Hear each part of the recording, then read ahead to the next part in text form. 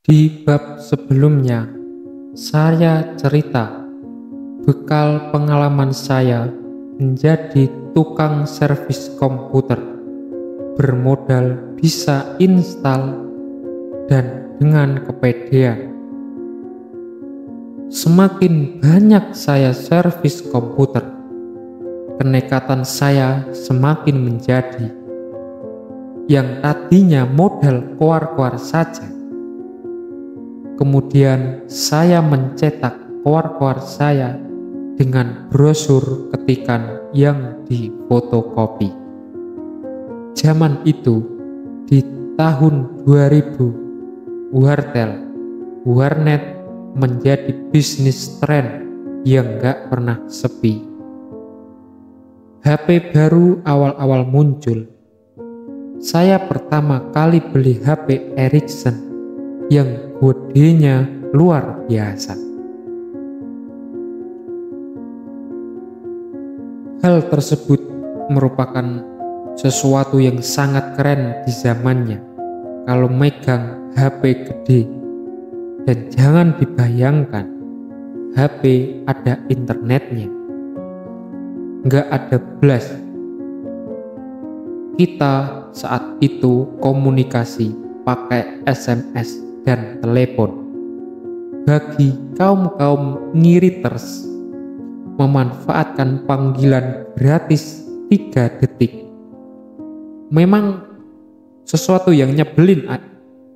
Aslinya nyebelin memang sih, karena pulsa telepon itu terbilang mahal. Pemuda-pemudi pada masa itu kalau telepon cuma 3 detik dimatiin, terus telepon lagi 3 detik dimatiin lagi, dan begitu terus. Jadi kurang lebihnya memang begini sih. Saya harap Anda mendengarkan sampai akhir. Kring, halo, kemudian mati. Kring, di mana? Kemudian mati lagi. Kring, dan kita itu harus siap-siap jawab, di kampus. Terus kemudian mati. Terus sendiri sampai 100 baris. Bayangkan saja, begitu sampai sejam. Suara dan getar HP monoponik di kanan dan di kiri orang pada berhemat panggilan maupun SMS. Kalau nggak salah, SMS pada waktu itu sekitar 350 rupiah. Ya,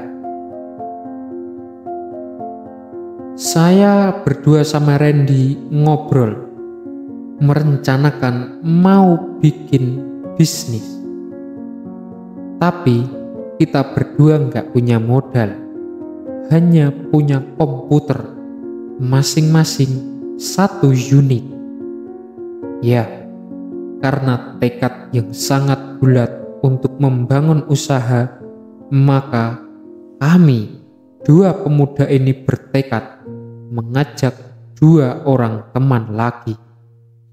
Parahnya kami ajak Erwin dan Hendra, yang mana mereka pun sama-sama gak punya modal.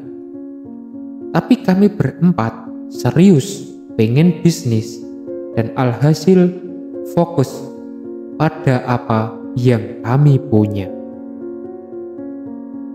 Kita mulai berbekal tekad dan masing-masing 1 CPU. Kemudian kami cari tempat di dekat kampus.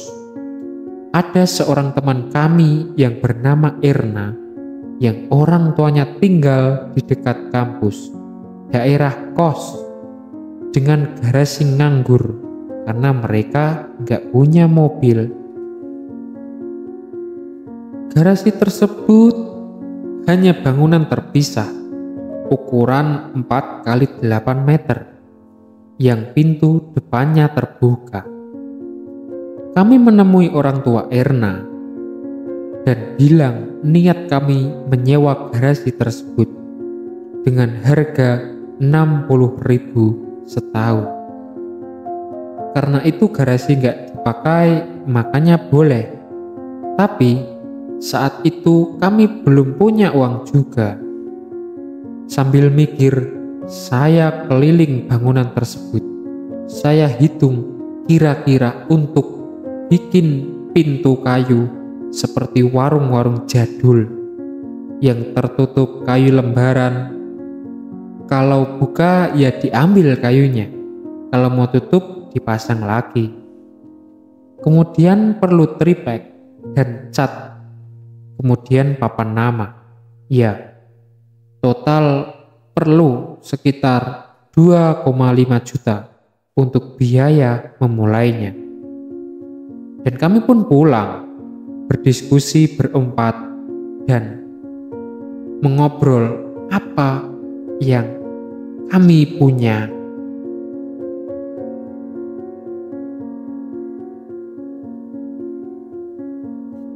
Uang sama sekali nggak pegang, tapi kebutuhan awal sekitar 3,1 juta harus dipenuhi. Tadi kan 2,5 buat renovasi, buat membangun membangun tempatnya tadi, tempat untuk bisnis, dan ditambah 600.000 untuk sewa selama setahun. Jadi total kurang lebih 3,1 juta yang harus dipenuhi. Maka modal kami adalah sebuah 4 unit CPU pun jadi korban. Kami sepakat CPU Taufik dan printer dot matrix yang begitu keras suaranya dipertahankan. Itu sangat langka dan dipertahankan memang. Sedangkan CPU lain itu dipreteli untuk dijual cepat. Saya ada printer HP dan harddisk yang laku 600.000. Kemudian komputer Hendra dan komputer Erwin juga diambil partnya sampai terkumpul 3,1 juta rupiah. 2 hari uang terkumpul dan kita mulai bersihkan lantai garasi sama atian semen dengan ampas kelapa. Wih, mengkilat lantainya. Panggil tukang dan mulai beli kayu sendiri, triplek sendiri, dan cat. Pak tukang kerjain pintu, bikin meja, sedangkan kami berempat mengecat tembok dan pintu, serta bikin papan nama sederhana yang bernama Baik Cop. Namanya aja besar, tapi komputer tinggal 1 dan printer cuma dot matrix. Kami buka jasa layanan pengetikan, sewa komputer, print, dot matrix 250 per lembar, dan jasa terjemahan bahasa Inggris. Saya kuliah bahasa Inggris dengan terjemahan murad-marid, yang penting PD dulu. Hari pertama saat dibuka dan kami itu masih mengecat, ada seorang mahasiswa asal Ambon yang toleh di depan pintu sambil bertanya, "Sudah buka, Bang?" Spontan saya sambil ngecat jawab, "Nanti malam jam 8. Teman-teman saya itu noleh semua sambil mengernyitkan dahi. "Apa emang siap?" kata Hendra. Saya bilang, "Ajar dulu, siap belakangan." Ya, usia saya masih 20 tahun saat itu. Penuh keberanian, kenekatan, dan beneran jam 8 dengan sangat buru-buru kami pasang komputer dan printernya sambil berberes. Mahasiswa tersebut tadi datang yang orang Ambon. Ya masih berantakan sih, tapi komputer sudah bisa dipakai kok. Tarif sewa 1.000 per jam, lumayan.